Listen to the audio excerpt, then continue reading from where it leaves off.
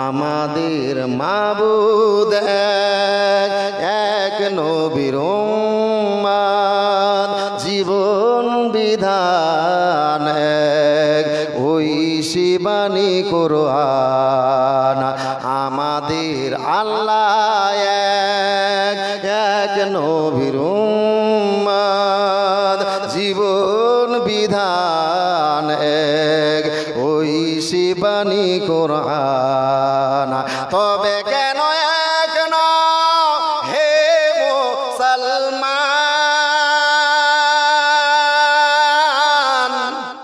এক হো করি আহ্বান।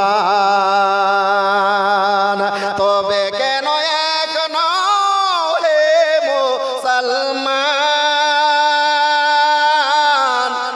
এক হো করি আহ্বান। বাইতুল্লাহ মদিনা শরীফে, উহুদ পাহাড়ে, বদরের মাঠে। বাইতুল্লাহ মদিনা শরীফে, উহুদ পাহাড়ে, বদরের মাঠে।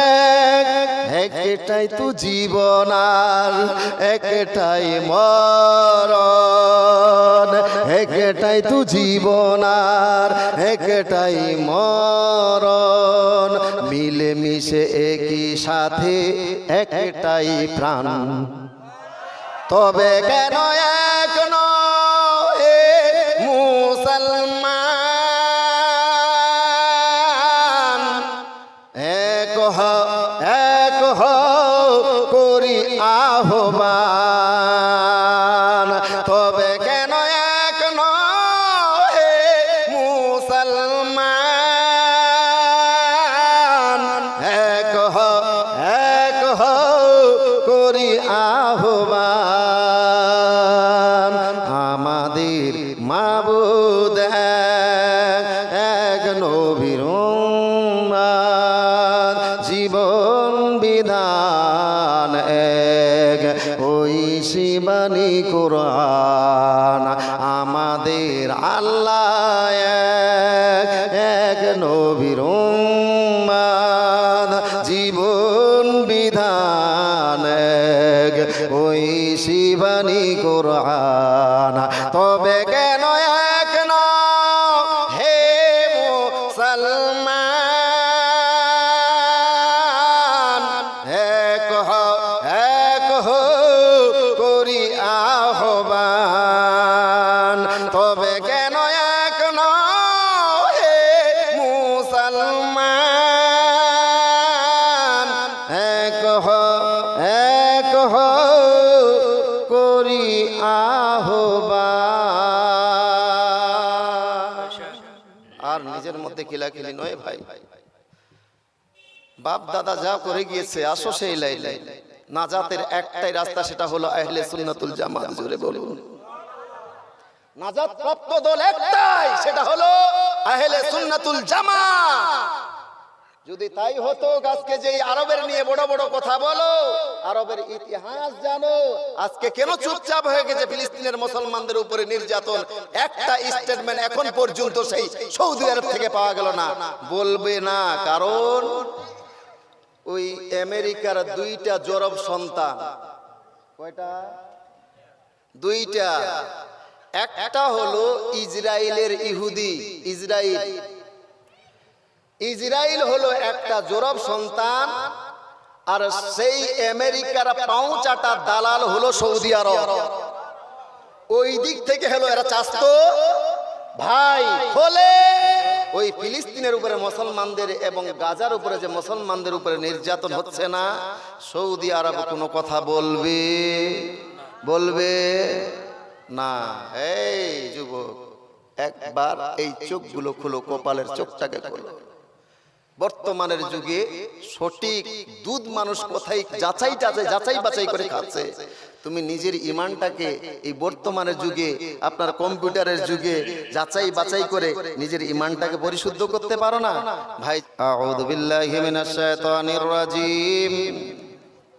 বিসমিল্লাহির রহমানির রহিম।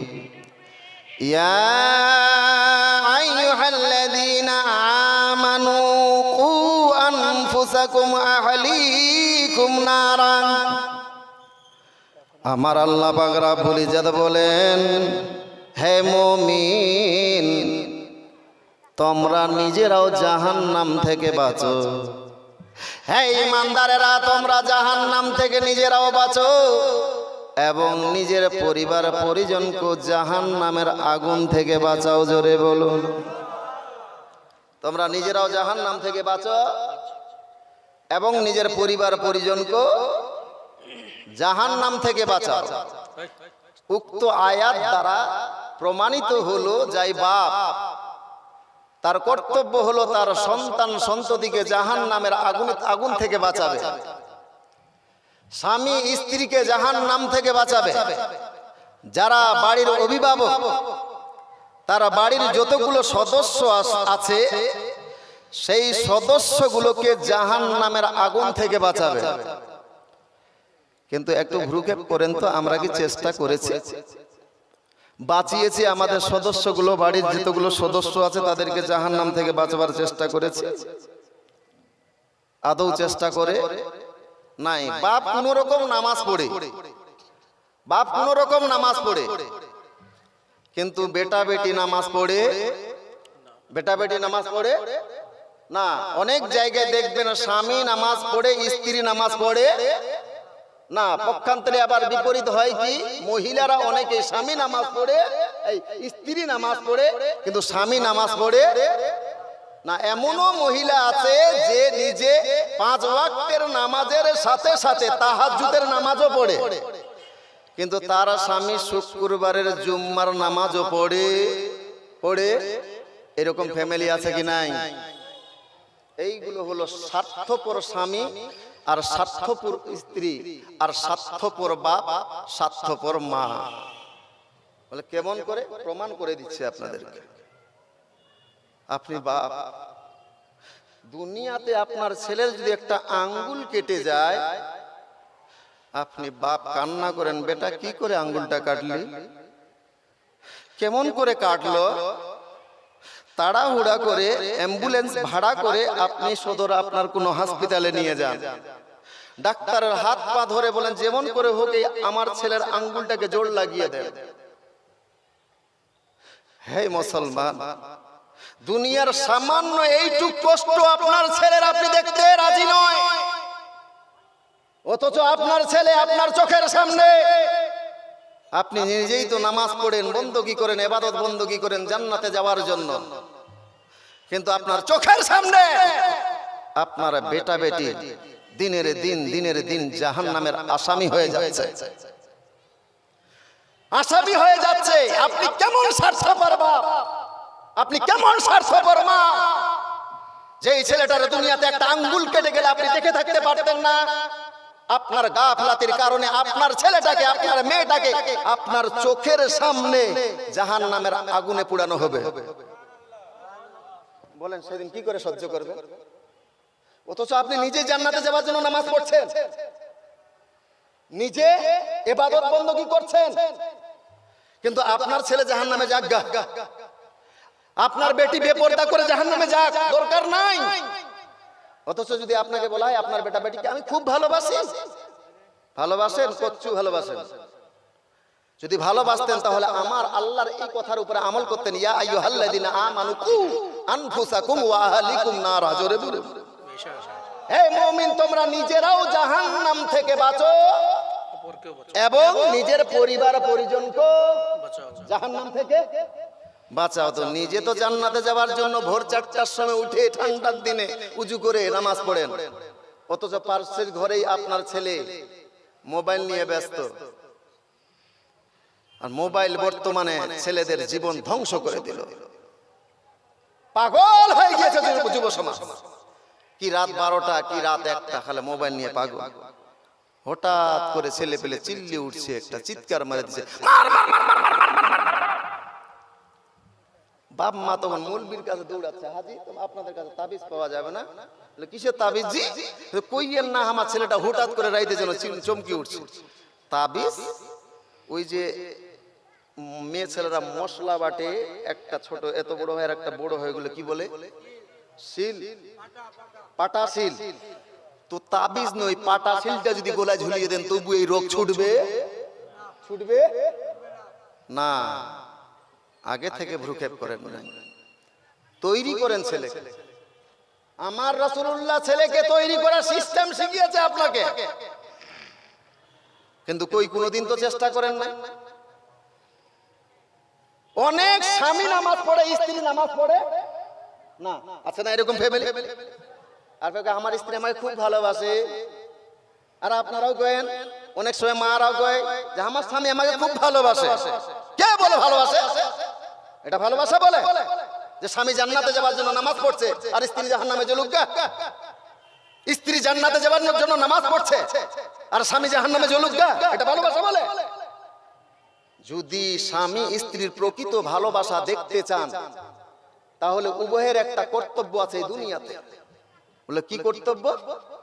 উভয়ের কর্তব্য হবে স্বামী স্ত্রীকে জান্নাতি বানাবে, স্ত্রী স্বামীকে জান্নাতি বানাবে। জোরে বলো।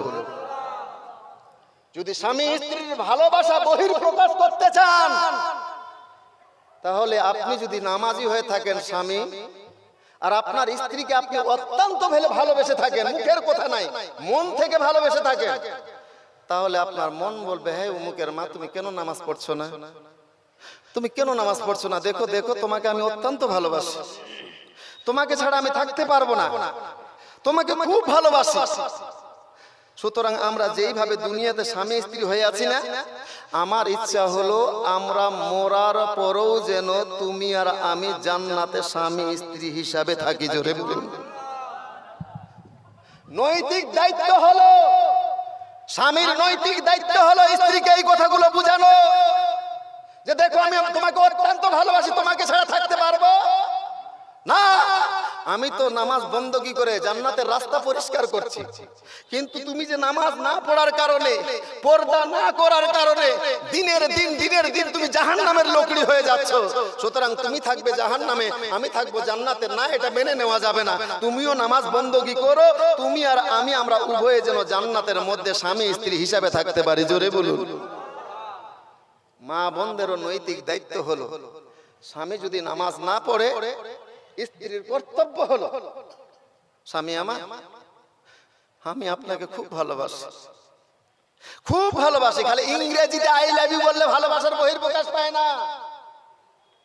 স্ত্রী বলে নিজের স্বামীকে আপনাকে অত্যন্ত ভালোবাসি, স্বামী আমার, আপনাকে ছাড়া আমি থাকতে পারবো না, এক মুহূর্ত থাকতে পারবো না।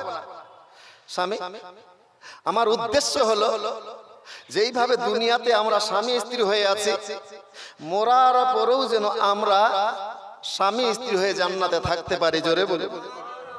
স্বামী এর জন্য, ওই জান্নাতে যাবার জন্য আমি 5 ওয়াক্তের নামাজ পড়ি, তাহাজ্জুদের নামাজ পড়ি। আপনি কেন পড়েন না? স্বামী আপনিও নামাজ বন্ধকি করে জান্নাতের রাস্তা পরিষ্কার করেন, আমরা উভয়ে মিলে জান্নাতের মধ্যে থাকবো। জোরে বলে। এটা হলো ভালোবাসার বহিঃপ্রকাশ। স্বামী স্ত্রীকে যদি প্রকৃত ভালোবেসে থাকে, শুধু মুখের কথাই বললে এই ভালোবাসা বহিঃপ্রকাশ পাবে না। ভাইয়ারা আমার কথা আপনারা বুঝতে পারছেন কিনা আমি বুঝতে পারছি না। আমার কথা কি দিনাজপুরে একটু ভাষা আলাদা, তবে হয়তো সমস্যা হবে। আপনারা আমার কথাগুলো বুঝতে পারছেন বাবজি? কথাগুলোকে বুঝাতে পারছি, আমি বুঝাতে পারছি তো? ইনশাআল্লাহ যদি বুঝতে পারেন তাহলে বক্তব্য ইনশাআল্লাহ আপনাদের মতো করেই বলবো। তো বলছিলাম, তাহলে বাপ মার কর্তব্য হবে নিজের ছেলে মেয়েদেরকে বাঁচানো, জাহান্নাম থেকে বাঁচানো। তার জন্য নবী আমার সিস্টেম শিখিয়েছেন। বাচ্চারা নামাজ পড়বে না, নবী আমার বলেন যখন বাচ্চার বয়স হবে 7 বছর, তখন থেকে বাচ্চাকে নামাজের ট্রেনিং দাও। কয় বছর বয়সে? 7 বছর বয়সে। যখন পূর্ণ 10 বছর হয়ে যাবে, যদি বাচ্চাটা নামাজ না পড়ে, তাহলে তারে মারের ধমক দেখিয়ে নামাজ পড়াও। জোরে বলুন। কিন্তু বাচ্চাকে কোনো কাজ বাতিয়েছিলেন, বাচ্চা কাজটা না করার কারণে আপনি বাপ আপনি মা খুব ওই বাচ্চাকে ঠাটিয়েছেন। নামাজ পড়ার জন্য মারা তো দূরের কথা, একদিন কোড়া বাক্যে কোনো কথা বলেন নাই বাপজি, কোড়া কথা বলারও প্রয়োজন পড়বে না। আমার রাসূলুল্লাহ একটা সিস্টেম শিখিয়েছে আপনাকে। আমার রাসূলুল্লাহ ওই ফরজ নামাজগুলো জুম্মাতে যেয়ে পড়তো, যে ফরজ নামাজগুলো মসজিদে যেয়ে পড়তো, আর সুন্নত নামাজগুলো কোথায় পড়তো? বাড়িতে। কেন কেন ভাইয়েরা আমার, ও নবীর আশিকের দল, আপনি যদি সুন্নত নামাজগুলো নিজের বাড়িতে পড়েন, আপনার বাড়িতে যদি 3 বছর 4 বছরের বাচ্চা থাকে, আপনার নামাজ পড়া দেখে সেই বাচ্চাটাও নামাজ পড়বে। জোরে বলুন, পড়ে না বাচ্চারা? এই যারা দাদু বাড়িতে নামাজ পড়েন অনেক টাইমে, দাদু নানা এবং বাপ যারা বাড়িতে নামাজ পড়েন, বলেন তো বুকে হাত দিয়ে, কোনদিন আপনারা বাড়িতে যদি 3 বছর আপনার 2.5 বছর 3.5 বছরের বাচ্চা থাকে, তো আপনার পার্শ্বে নামাজে দাঁড় হয়েছে কি হয় নাই? হয় না দাঁড় হয় না?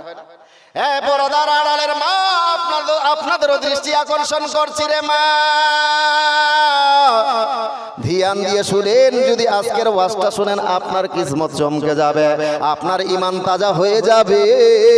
আপনি মা যদি একজন 5 ওয়াক্তের নামাজি হয়ে থাকেন, আপনার বাড়িতে আপনার 2 বছর কিংবা 3 বছরের বাচ্চা থাকে, ওই বাচ্চাটা দেখবেন মা যখন নামাজের মধ্যে দাঁড়িয়ে গিয়েছে, মা যেমন ভাবে নামাজে দাঁড়িয়ে আছে, সেইভাবে বাচ্চাটাও একটা মায়ের মতো করে ছোট্ট একটা মুসাল্লা কিংবা গামছা বিছিয়ে দিয়েছে। ওই গামছাটা বিছিয়ে দিয়ে মা যেমন করে হাত বেঁধেছে, ওই বাচ্চাটাও তেমন করে হাত বেঁধেছে। জোরে বলুন, বাঁধে না এরকম বাঁধে না? হাত বাঁধার পরে আবার মুখটা বন্ধ নাই, বাচ্চাটা কিছুই জানে না, মায়ের দিকে দেখছে এইভাবে। মা যেমন যেমন করে ঠোঁট হিলাচ্ছে, ওই বাচ্চাটাও তেমন তেমন করে ঠোঁট হিলাচ্ছে। জোরে বলুন ভাইয়েরা আমার, মা যখন তেলাওয়াত শুরু করেছে, আলহামদুলিল্লাহি রাব্বিল আলামিন আর রহমানির রহিম মালিকি ইয়াউমিদ্দিন ইয়্যাকা না'বুদু ওয়া ইয়্যাকা নাস্তাঈন ইহদিনাস সিরাতাল মুস্তাকিম সিরাতাল লাযীনা আন'আমতা আলাইহিম গায়রিল মাগদুবি আলাইহিম ওয়ালাদ-দাল্লিন। ভাইয়েরা আমার, ও নবীর উম্মতের দল, ওই বাচ্চাটার কিন্তু সূরা মুখস্থ নাই।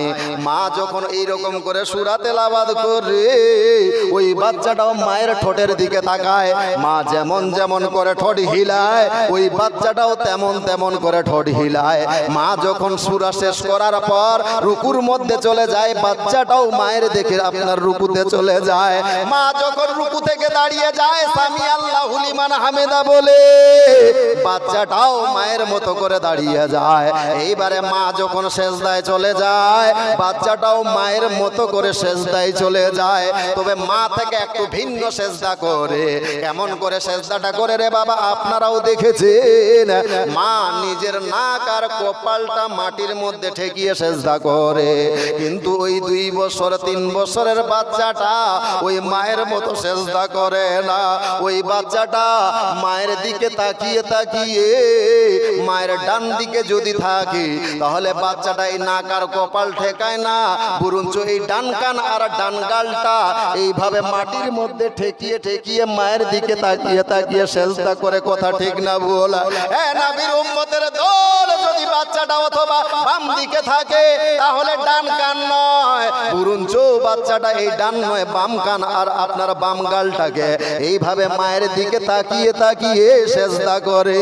এই রকম সেজদা করে মাতে আপনার সেজদার মধ্যে তাসবিহ পড়ে, সুবহানা রাব্বিয়াল আলা, সুবহানা রাব্বিয়াল আলা। ওই বাচ্চাটা কিন্তু কিছুই পড়তে পারে না।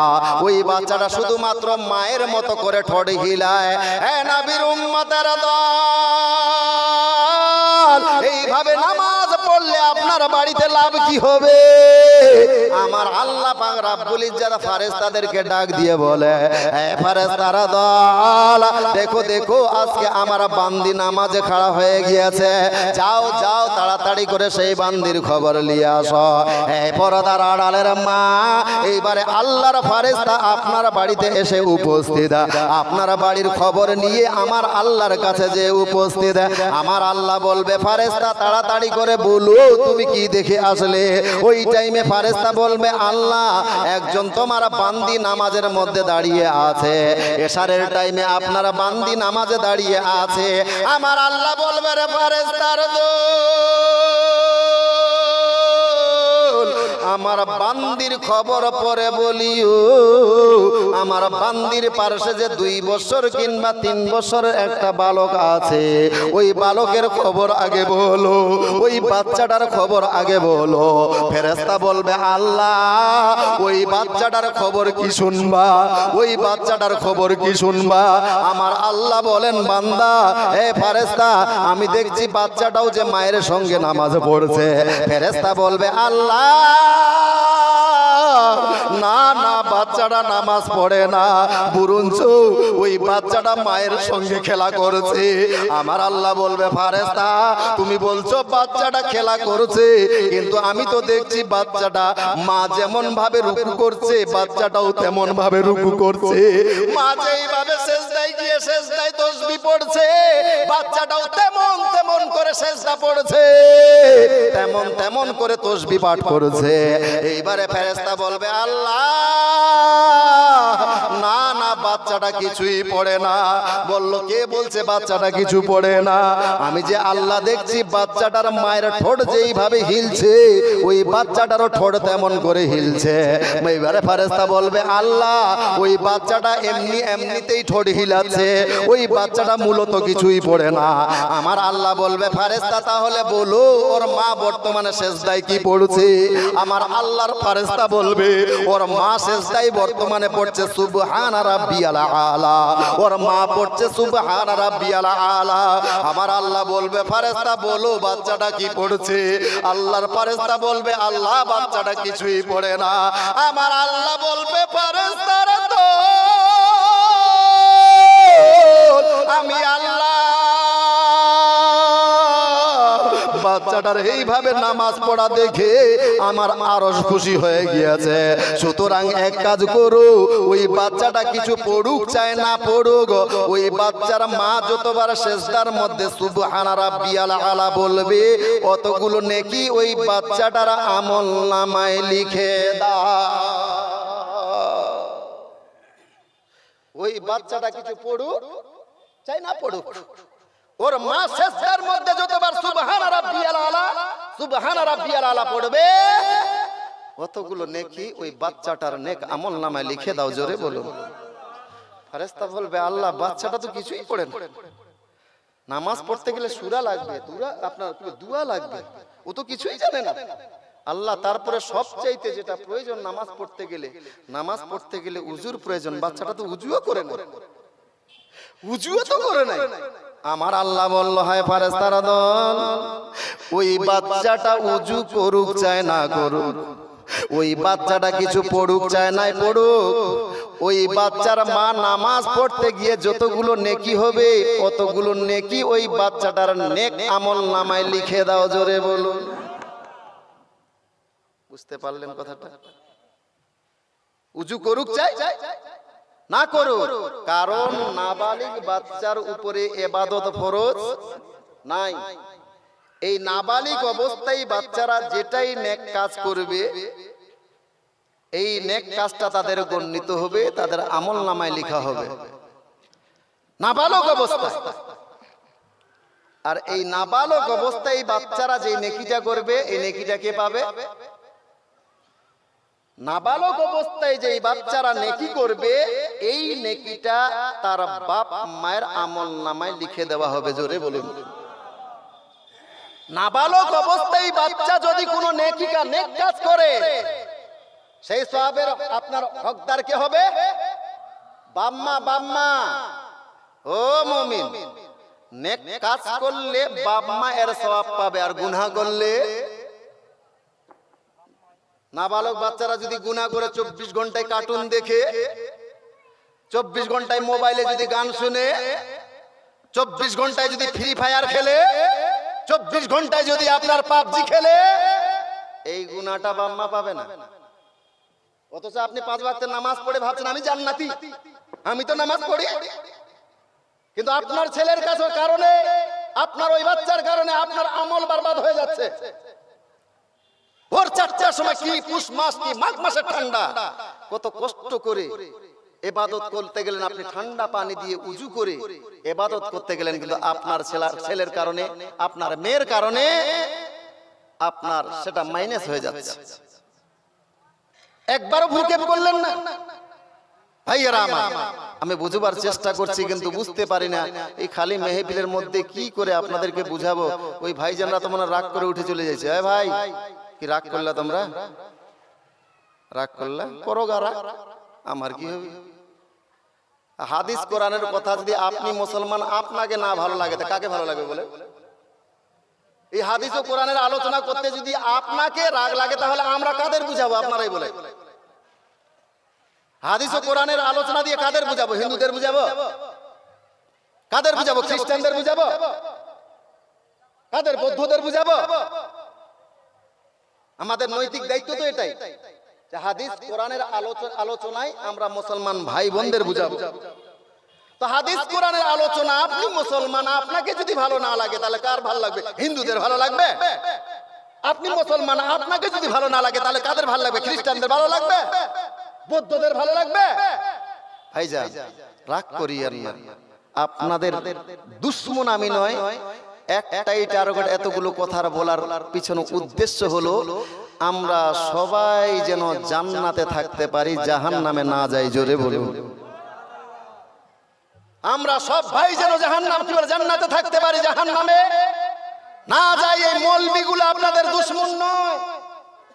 আপনার বাপ আপনার দুশমন, আপনার মা আপনার দুশমন, আপনি স্বামী আপনার স্ত্রীর জন্য আপনি দুশমন, আপনার স্ত্রী আপনার জন্য দুশমন। বলে কেমন করে?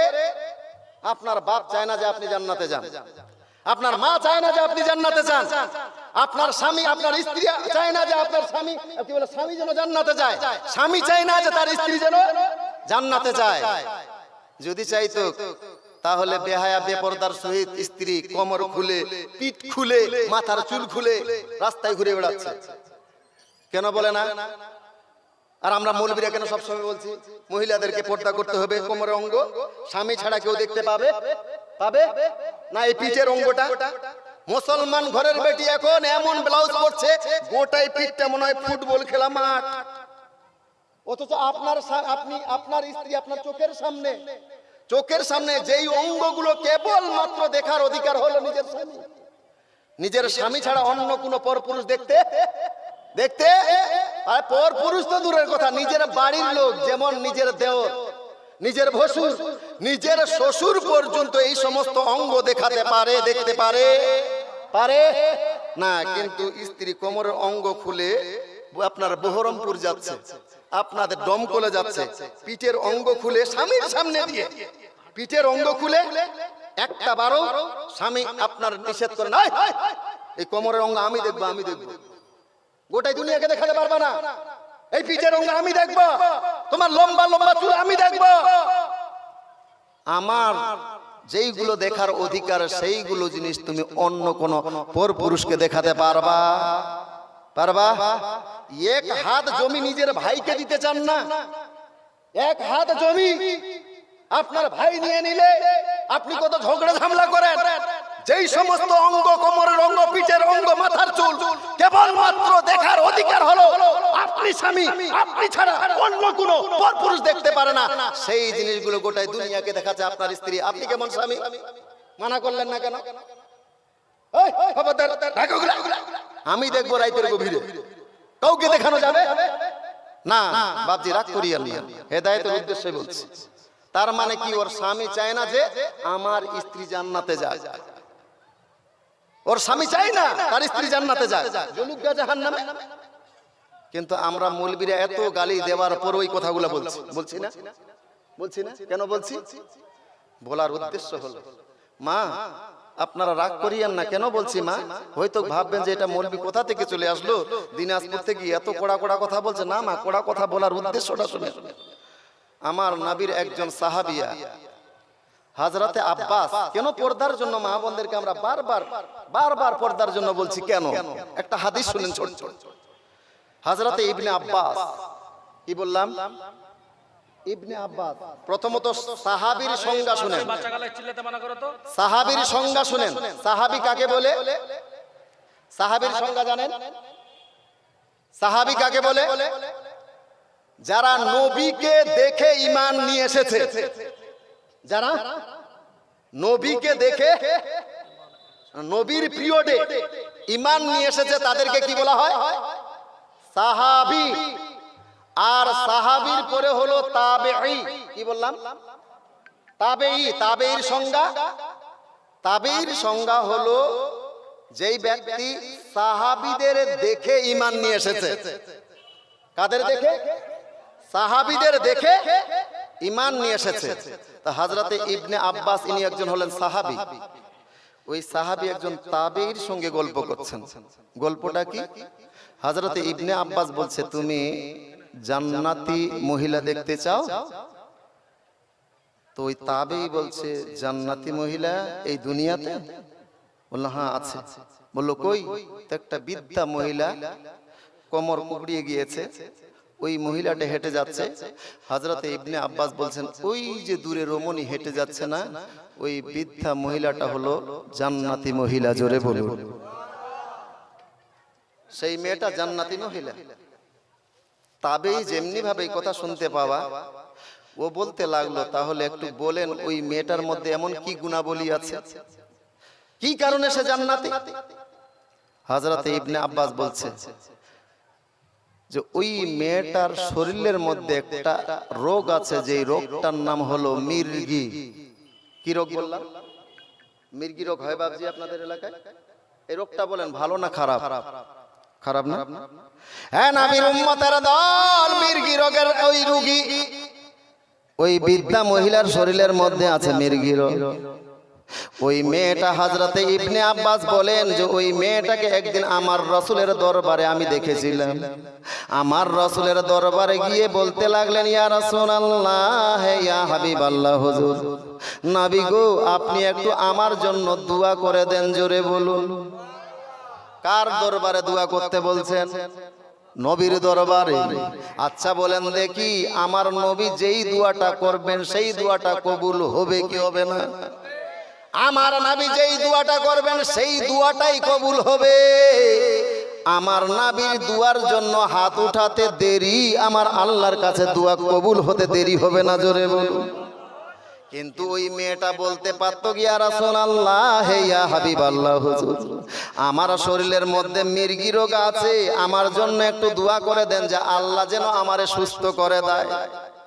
এই দোয়াটা মেয়েটা করতে পারতো, কিন্তু না রে মা, না, মেয়েটার উপরে কুরবান জান। এ পর্দার আড়ালের মা, ওই মহিলা বলতে লাগলেন, ইয়া রাসূলুল্লাহ, ইয়া হাবিবাল্লাহ, হুজুর আপনি একটু আমার জন্য দোয়া করেন। নবী বললেন, সাহাবিয়া বলো দেখি আমি তোমার জন্য কিসের দোয়া করব? ওই মেয়েটা বলতে লাগলো, ইয়া রাসূলুল্লাহ, ইয়া হাবিবাল্লাহ, হুজুর আমার শরীরের মধ্যে মির্গি রোগ আছে গো নবী। এই মির্গি রোগ হওয়ার কারণে, এই মির্গি রোগ যখন উঠে গো নবী, ওই টাইমে আমি মাটির মধ্যে পড়ে যাই। ইয়া রাসূলুল্লাহ, রোগ উঠাকালীন যখন আমি পড়ে যাই গো নবী, আমার ব্যালেন্স ঠিক।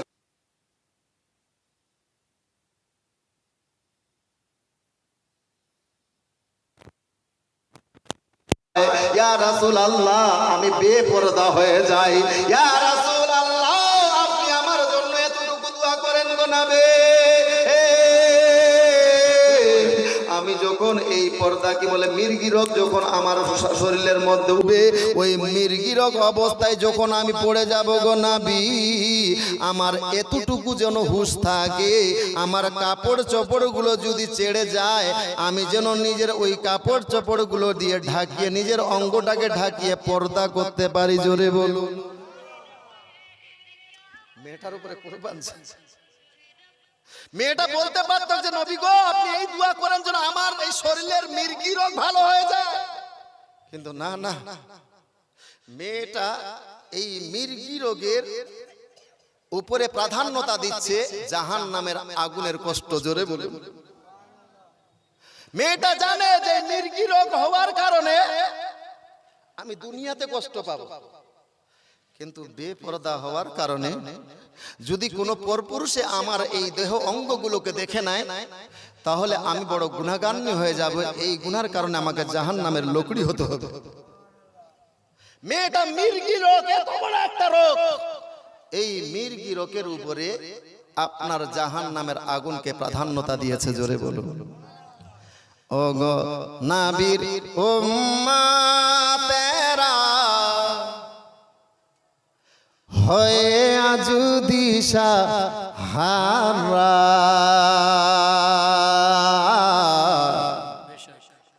ও গো নবীর উম্মতেরা হয়ে আজ দিশাহারা,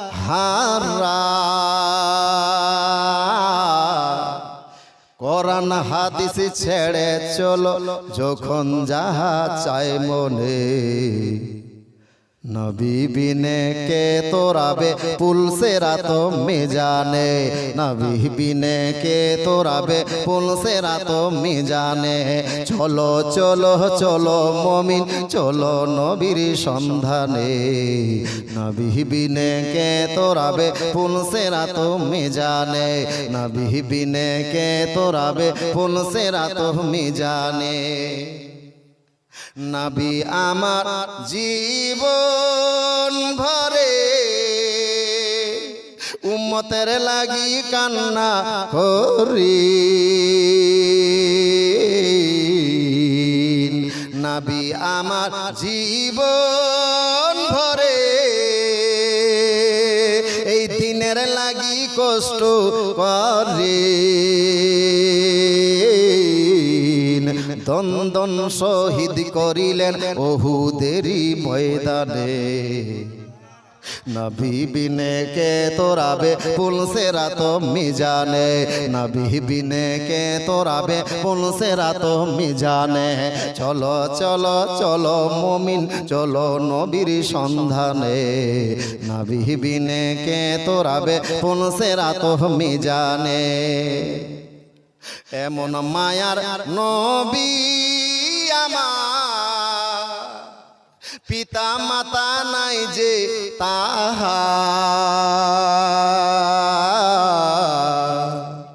এমন মায়ার নবী আমার পিতা মাতা নাই যে তাহার,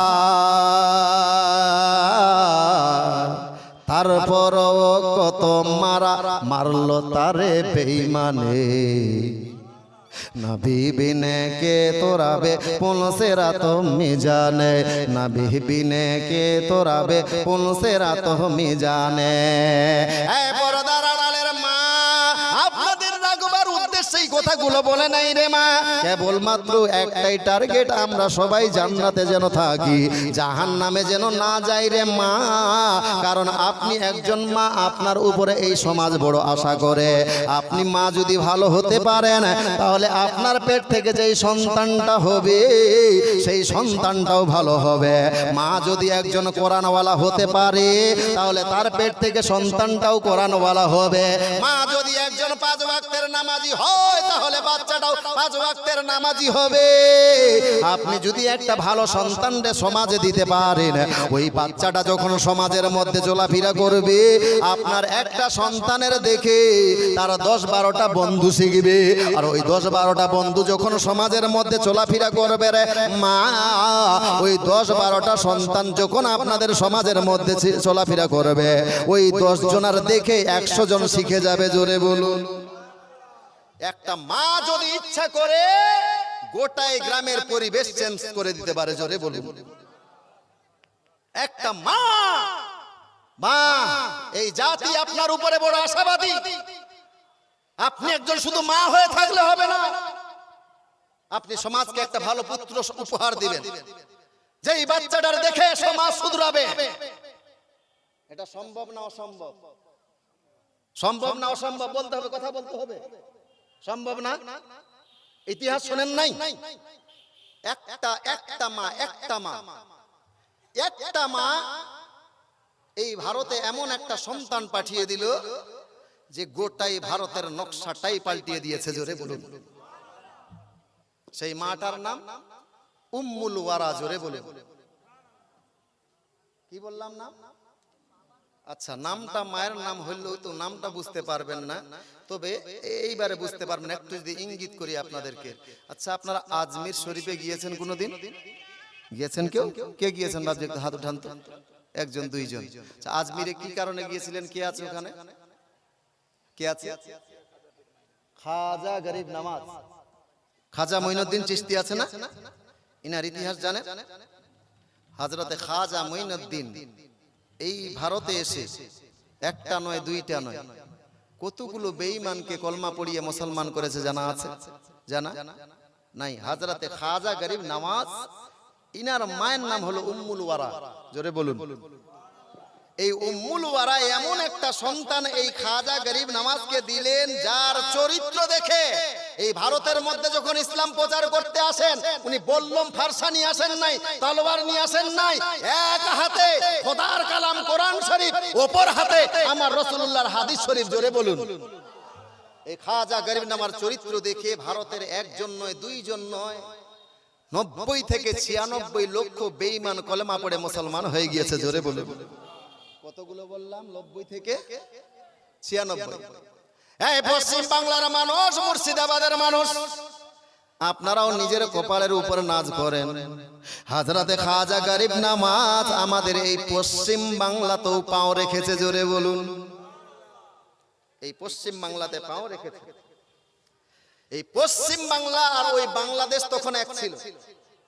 এই বাঙ্গালে এসে হযরতে খাজা গরিব নওয়াজ একদিনে 7 লক্ষ বেঈমানকে কলেমা পড়িয়ে মুসলমান করেছে। জোরে বলে। কত লক্ষ বললাম? হযরতে খাজা গরিব নওয়াজ 7 লক্ষ বেঈমানকে কলেমা পড়িয়ে মুসলমান করেছেন এই ভারতের আপনার পশ্চিম বাংলার মানুষকে। এইবারে হযরতে খাজা মঈনুদ্দিন খুশি খুশি ভাব নিয়ে বাড়ির দিকে রওনা। যেমনি ভাবে মা উম্মুল ওয়ারা খাজা গরিব নওয়াজের চেহারার দিকে তাকিয়েছি, ওই উৎফুল্ল চেহারা দেখে বলতে লাগলো, ওই বেটা মঈনুদ্দিন, কতদিন বাড়িতে আসলা, এইরকম উৎফুল্ল চেহারা নিয়ে আসো নাই, কি ব্যাপার আজকে এত আনন্দিত, কারণটা কি? হযরতে খাজা গরিব নওয়াজ বলল, আম্মু, আজকে এরই জন্য আমার চেহারা আনন্দ আনন্দ ভাব, কারণ আজকে আমি ভারতের বাঙ্গালে গিয়েছিলাম। জোরে বলুন। ভারতের বাঙ্গালে গিয়েছিল, তো কি হলো? কি দেখে এসেছো ওখানে হেসে যাচ্ছ, এত আনন্দ? মা কিছু দেখে নাই, তবে হাসার কারণ হলো আমি মঈনুদ্দিন ওই বাঙ্গালের সারজামিনে গিয়ে একদিনে 7 লক্ষ বেঈমানকে কলেমা পড়িয়েছি। জোরে বলুন। এই 7 লক্ষ বেঈমানকে কলেমা পড়বার জন্য মা, এরই জন্য আজকে মঈনুদ্দিনের মুখে খুশি খুশি ভাব। জোরে বলুন। মঈনুদ্দিনের মা বলছেন, উম্মুল ওয়ারা বলছে, ও খাজা মঈনুদ্দিন, বেটা মঈনুদ্দিন, এরই জন্যই খুশি, এরই জন্য খুশি খুশি ভাব। ভাই শুন বেটা, এইখানে তোমার একাই হাত নাই। তুমি ভাবিও না যে তোমার কারণেই শুধু অতগুলো বেঈমানকে কলেমা পড়িয়েছে। বললাম, মা আপনি কি বলতে যাচ্ছেন? উম্মুল ওয়ারা বলতে লাগলো, এ বেটা মঈনুদ্দিন, তুমি যে 7 লক্ষ বেঈমানকে কলেমা পড়িয়ে মুসলমান করেছো রে বেটা, এখানে শুধু তোমার একাই হাত নাই, আমি মা আমারও এর পিছনে হাত রয়েছে। জোরে বলুন। কার হাত রয়েছে? আমি মা আমারও এর পিছনে হাত রয়েছে। হযরতে খাজা মঈনুদ্দিন এইবারে মিষ্টি মিষ্টি কথা বলেছে, আম্মু আমি কষ্ট করে ছেলেদেরকে এতগুলো মানুষকে বুঝিয়ে বাজিয়ে কলমা পড়াইলাম, আর আপনি কইছেন আপনার হাত আছে, তাহলে বলেন তাহলে কি করেছেন আপনি আমার জন্য? মা আর বেটার মধ্যে মিষ্টি মিষ্টি আলোচনা। মা আর বেটা এবারে আলোচনা শুরু করলো। বলল, ও বেটা মঈনুদ্দিন, আমি তোমার মা, জবে থেকে তুমি আমার পেটে এসেছো রে বেটা, আমি তোমার মা, আমি 5 ওয়াক্তের নামাজ তো দূরের কথা, তোমাকে পেটে ধারণ করে আমি তাহাজ্জুদের নামাজও কাজা করে নি। গাছ ভালো লাগা, ফল ভালো ভালো, গাছ ভালো লাগা। আমরার গাছ লাগিয়ে আপেল খাওয়ার আশা করিয়ে না। বৌমা নিয়ে আসবেন আপনি চিত্রনায়িকা, সিনেমার নায়িকা, আর চাইছেন যে আমার ছেলে যেন একটা হাফিজে কোরআন হয়। মা হযরত খাজা মঈনুদ্দিনের মায়ের ইতিহাস শুনেন। আপনিও একজন মা, হযরতে খাজা মঈনুদ্দিনের মাও একজন মা। হযরতে খাজা মঈনুদ্দিনের মা বলে, রে বেটা মঈনুদ্দিন, তোমাকে পেটে ধারণ করি আমি 5 ওয়াক্তের নামাজ তো দূরের কথা, তাহাজ্জুদের নামাজও কাজা করে নি। জোরে বলুন। আর আমাদের মা বোনদেরকে 5 ওয়াক্তের নামাজ তো দূরের কথা, ওই তাহাজ্জুদের কথা যদি জিজ্ঞাসা করেন, অনেক মা জানে না যে তাহাজ্জুদের নামাজ কি নামাজ না হালুয়া। তাহাজ্জুদ কি জি, কোন হালুয়ার নাম কইছে জানেই না অনেক মা। মা ওই রাত গভীরে যেই নামাজটা পড়ে হযরতে খাজা মঈনুদ্দিনের মা 5 ওয়াক্তের নামাজের সাথে সাথে ওই তাহাজ্জুদের নামাজও কাজা করে নি। জোরে বলুন। তাও আবার অসুবিধার যুগে, সুবিধার যুগে নয়। কোন যুগে? অসুবিধার যুগে, যখন কোনো ডাক্তার হাসপাতাল ছিল না, কোনো নার্সিং হোম ছিল না। এখন তো একটু কিছু হলেই ইনজেকশন মারো, সমস্যা নাই। একটু শরীর খারাপ, চলো হাসপাতালে, কোনো সমস্যা নাই। এমন টাইমে যখন কোনো ডাক্তার হাসপাতাল, আপনার ডাক্তার সেই রকম বড় বড় ডাক্তার ছিল না, বড় বড় হাসপাতাল ছিল না, কোনো নার্সিং হোম ছিল না, ওই অসুবিধার যুগে আবার অত কলকারখানাও ছিল না। সব কাজ নিজের হাতে করতে হতো। ঢেকিতে করে ধান কুটাতে হতো, জাতাই করে আটা পিষাতে হতো, তারপরে চুলার কাছে বসে বসে শুকনা আপনার স্বামী জঙ্গল থেকে কাঁচা লকড়ি কেটে নিয়ে আসতো। সেই কাঁচা লকড়িগুলো স্ত্রীগুলো দা আর কুড়াল দিয়ে চেলা করে আদা কাঁচা শুকনা এরকম করে একটা হাতে পাখা নিয়ে চুলার কাছে এইভাবে বসে পাখাতে আপনার কি বলে ধোঁয়া হুকিয়েছে আর রান্না করেছে। কথা ঠিক না ভুল? আর এখন আপনার আটার প্রয়োজন, চালের প্রয়োজন, আপনার স্বামী আপনার জন্য কত সুবিধা করে দিয়েছে। অনেক ফ্যামিলিতে স্ত্রীকে ধান সিদ্ধও করতে দেয় না, দিচ্ছে বাজার থেকে প্যাকেট কিনে এনে দিচ্ছে। মেশিন হয়েছে, যদিও সিদ্ধ করেছেন ঢেকিতে করে, আপনাকে আটা কি বলে ধান কুটাতে হবে হবে না। আপনার কি বলে চালের প্রয়োজন, স্বামীকে কিংবা ছেলেকে ইঙ্গিত করবেন, আধা ঘন্টার মধ্যে মেশিন থেকে আপনার ওই ধান কুটে চাউল করে নিয়ে আসবে।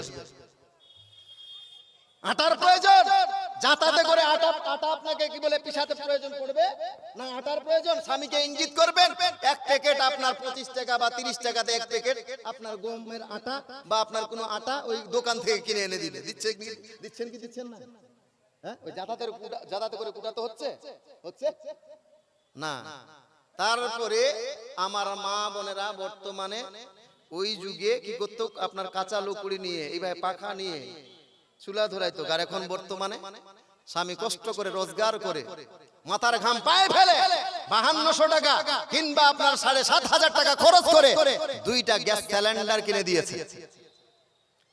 স্বামী না কিনে দিলে সরকারে দিয়েছে, একবার ফিটিস করে দিবেন, রান্না হয়ে যাবে। এই সুবিধার যুগে নামাজ পড়তে পারেন না।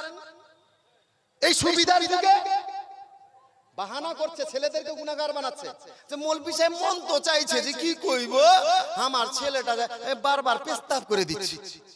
কি করে দিচ্ছে? পেস্তাব করে দিচ্ছে, বাচ্চাদের উপরে দোষারোপ করছে মা হয়ে। অথচ এই যুগে বাচ্চাদেরকে পেস্তাব থেকে বাঁচানোর জন্য ব্যবস্থা আছে কি নাই? নাই। প্যাম্পাসের ব্যবস্থা নাই? প্যাম্পাসের ব্যবস্থা আছে।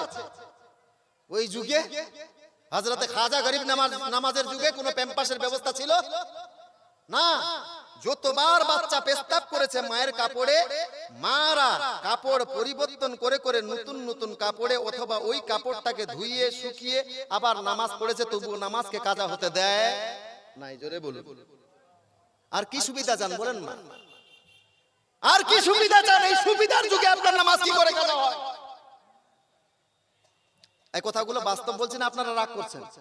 কথাগুলো প্রয়োজন আছে না নাই? কত সুবিধা। মানুষ ঘুমাতে যাবে তো দুয়ারের কাছে একটা সুইচ, পাখাটাকে বন্ধ করতে হবে কিংবা লাইটটাকে বন্ধ করতে হবে। তার জন্য চৌকি থেকে উঠে ওই দুয়ারের কাছে যেতে হবে না, বালিশের কাছেই সুইচ, বালিশের কাছেই, ওখানেই আপনার বাল্ব বন্ধ করছে, পাংখা বন্ধ করছে। আর কি সুবিধা চান?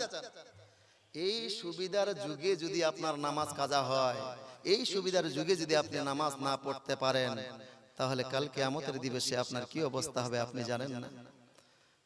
আমার আল্লাহ এমনিতেই আপনাকে এত ফ্যাসিলিটি দেন নাই। কি ফ্যাসিলিটি দিয়েছে আমার আল্লাহ? দুনিয়ার এই কোন মানুষ যদি আপনাকে এই ফ্যাসিলিটি গুলো দিবে দেয়, এতগুলো নয়, একটা সামান্য ফ্যাসিলিটি দিলে আপনার কাছ থেকে পয়সা নেবে, সামান্য একটু ফ্যাসিলিটি দিলে। যেমন এই বাল্বটা জ্বালাচ্ছি আমরা, বাল্বটা, এই বাল্বটা কি সরকার ফ্রিতে জ্বালাতে দিবে আমাদেরকে? দিবে? দিবে? আপনার বাড়িতে পাংখা চলে না, বাল্ব জ্বলছে না, কি ফ্রিতে জ্বলছে না? মাসে বা 3 মাস আড়ে বিল দিতে হয় না? আমার আল্লাহ কত দয়ালু দেখেন তো, আমার আল্লাহ কত দয়ালু। দিন রাতকে 24 ঘন্টাকে 2 ভাগে বিভক্ত করে আল্লাহ মানুষের জন্য 1 ভাগ আরামের জন্য তৈরি করেছে। আপনি রাত্রে আরাম করতে গেলে আপনার আলা থাকলে আরাম হবে না, যার জন্য ওই সুইচ নামক আপনাকে বলে সূর্য নামের আলোটাকে আল্লাহ সুইচ দিয়ে বন্ধ করে দিচ্ছে। জোরে বলে আপনার ঘুমানোর জন্য সমস্যা না হয়। তারপরে আবার দিনের বেলায় আপনি যেহেতু কাজকর্ম করবেন, আপনার পরিবার পরিজনের জন্য ছুটাছুটি করবেন, আপনাকে ছুটাছুটি করতে হবে, আপনার আলার প্রয়োজন। বলে আল্লাহ পাক রাব্বুল ইজ্জাত আপনার সুবিধার্থে ওই আসমানের মধ্যে একটা সূর্যের ব্যবস্থা করে দিয়েছে। জোরে বলুন। বলেন আমার আল্লাহ কোনদিন আপনার কাছ থেকে এই সূর্যের বিল নিয়েছে? কোনদিন আটানা বিল দিয়েছেন? আল্লাহ যদি এই সূর্যের বিল নিত, সূর্যের আলার বিল নিত, তাহলে পৃথিবীর আমরা পৃথিবীর কোন কোটিপতি এই সূর্যের বিল পেমেন্ট করতে পারতো না। আল্লাহ এমনিতেই এগুলো নিয়ামত দেন নাই। এই আপনাদের এই এলাকাতে কি আবাদ করেন আপনারা? ধান গম হয় বাবজি? তো ধানটা তো এই গত ধান যেটা হচ্ছে, এটা কি ধান যেন বলে? বর্ষার ধান। এটা তো ডাইরেক্ট আসমান থেকেই পানি হয়। আর ফের অন্য ধান করেন, আমন ধান নাকি বলে, ওটা করেন না? আচ্ছা, গম করেন না? তো গম আবাদ করার জন্য মেশিন থেকে পানি ছিঁচে দিতে হয় না জমিতে? দেয় না আপনাদের দিকে? তা মেশিন ওয়ালা কি ফ্রিতে পয়সা আপনাকে পানি দিয়ে জমিতে, না পয়সা নেয়? পয়সা নেয় না? একটা মেশিন ওয়ালা মাত্র 10 থেকে 15,000 টাকা একটা মেশিনের দাম। তার কাছ থেকে পানি নিবেন তো ঘন্টায় ঘন্টায় আপনার কাছে বিল নেয়, অথবা বিঘা হিসাবে আপনার কাছ থেকে বিল কাটে। আমার আল্লাহ কত দয়ালু দেখেন তো। আপনার জমিতে যখন যেইভাবে পানির প্রয়োজন, যখন যেমন পানির প্রয়োজন, আমার আল্লাহ ডাইরেক্ট আপনার জমিতে পানি বর্ষণ করে। অথচ আমার আল্লাহ কোনদিন বান্দার কাছে এই পানি দেওয়ার দরুন বিল কাটে না। জোরে বলুন। শুধু তাই নয়, রাত্রি আরাম করার জন্য, দিন আপনি কাজ করার জন্য, এবং দিনের বেলায় আপনাকে 3 টাইম খাবার ব্যবস্থা করে দিয়েছে। সামান্য সরকারের রাস্তা করতে গেলে, ওই রাস্তায় চলতে গেলে আপনাকে ট্যাক্স দিতে হয়। আমার আল্লাহ আপনাকে জমিন ছেড়ে দিয়েছে, বান্দা তুমি চলে ফিরে খাও, এর মধ্যে বাড়ি ঘর করে খাও, বাড়ি করবা না জমি চাষ করবা, ছেড়ে দিয়েছে। আমার আল্লাহ কোনো ট্যাক্স নিয়েছে আপনার কাছে? কোনো ট্যাক্স লেন নাই। আপনাকে 3 টাইম খাবার ব্যবস্থা করেছে, এবং গাছের মধ্যে বিভিন্ন ধরনের ফল ফলাদির ব্যবস্থা করে দিয়েছে। বান্দা তোমার যখন যেটা খাবার মন করে খাও, আম খাবার মন করছে আম খাও, জাম খাবার মন করছে জাম খাও। দেখেন একটা কোলার গাছ, এ জানে যে আমি যদি কোলা দিই তাহলে আমাকে মানুষের বাচ্চারা জীবিত রাখবে না আমাকে জবাই করবে? মানুষের বাচ্চাগুলো আমাকে জবাই করবে, জবাই করে আমার কোলাগুলো নিয়ে নিবে। তারপরও সেই কোলার গাছ নিজের জীবনের উপরে ঝুঁকি নিয়ে আপনি মানব, আপনাকে ভিটামিন ফল উপহার দিয়েছে কোলা। জোরে বলুন। শুধু এখানেই শেষ নয়, আল্লাহর নিয়ামত গুলো খালি আজকে আপনি দেখেন, নিয়ামত কত। একটা বাছুর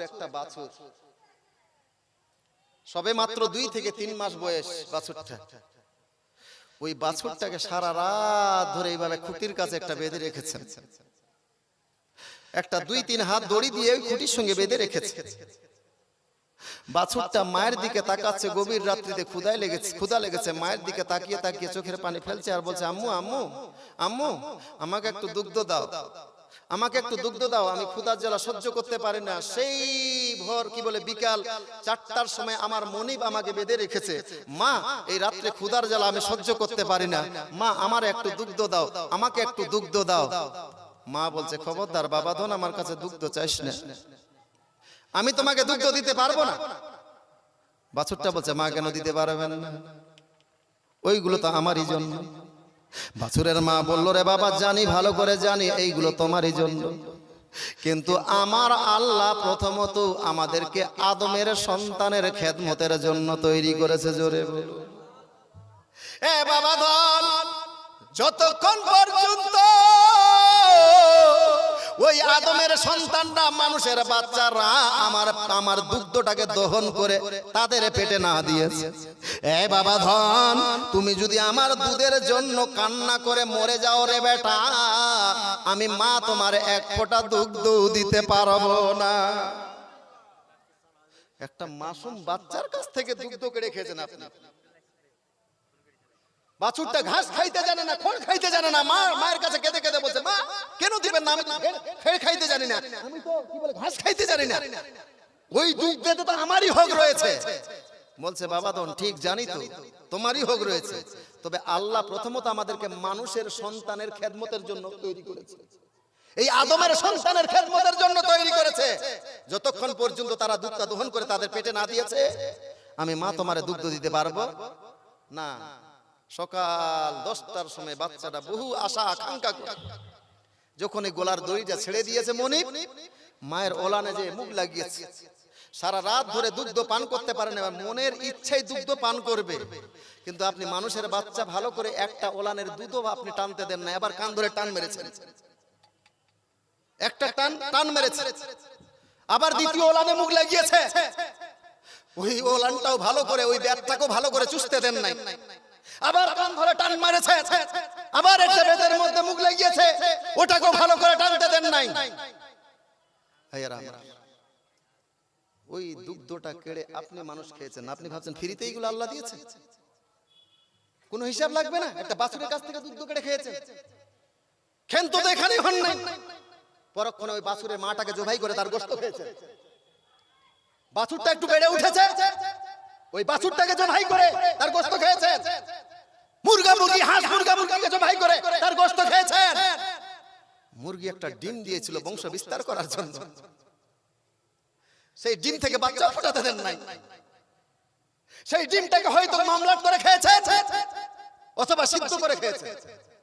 ও আল্লাহ এগুলো ফ্রিতে দিয়েছে, খাও খাও খাও খাও, নামাজ লাগবে না, রোজা লাগবে না, বন্দুকি লাগবে না, কোনো বন্দুকি লাগবে না, খাও খাও। আপনি দাড়ি পল্লার মাপেন, দাড়ি পল্লাতে এইদিকে দেখেন সব নিয়ামত আছে, গরুর দুধ, গরুর গোশত, খাসির গোশত, বিরিয়ানি, পোলাও, দুনিয়ার ফল ফলাদি, রুই মাছ, কাতল মাছ, ইলিশ মাছ, সবকিছু, কাজু কিশমিশ, সব নিয়ামত। পক্ষান্তরে বিপরীত পাল্লাতে শুধুমাত্র শুক্রবারের নামাজ, শুধুমাত্র, আর অনেক কপাল পোড়া মানুষ যাদের অর্ধেক কপাল নয় গোটাই কপালটা পুড়ে ছারখার হয়ে গিয়েছে, ওর ওই শুক্রবারের নামাজটাও নাই।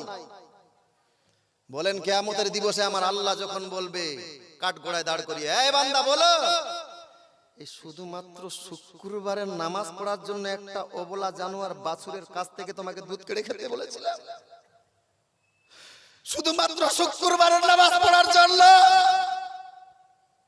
একটা গরুকে জবাই করে তার গোশত খেতে বলেছিলাম, শুধুমাত্র শুক্রবারের নামাজ পড়ার জন্য মুরগা মুরগিকে জবাই করে খেতে বলেছিলাম। এই জবাবটা তৈরি করে কবরে যাই, এই জবাবটা তৈরি করে কবরে যাই। বাপজি অনেক আলোচনা করলাম, আরো মন চাচ্ছে আরো করব, কথা কমপ্লিট হয় নাই। তবে আজকে মাগরিবের টাইমে এসে পৌঁছাইলাম আপনাদের এখানে, খুব দুঃখ হলো আমার, মাগরিবের জামাত ধরতে পারলাম না। এত শর্ট জায়গা আপনাদের মসজিদ, মুসল্লিতে ভরে গিয়েছে, পিছনে দাঁড়ানোর মতো জায়গা নাই। পরক্ষণে কোনো ভাই জায়গা করে দিলেন বলে নামাজ পড়লাম। তো ওই মসজিদের উন্নতি কল্পে এই জালসা, ইনশাআল্লাহ ওয়াজ করব ভাবছি। তবে আজকের মেহফিলের মধ্যে একটা দেখতে চাই, আল্লাহর নেক বান্দা যে খোদার ঘরকে খুব ভালোবাসেন, নামাজ বন্দগীর সাথে সাথে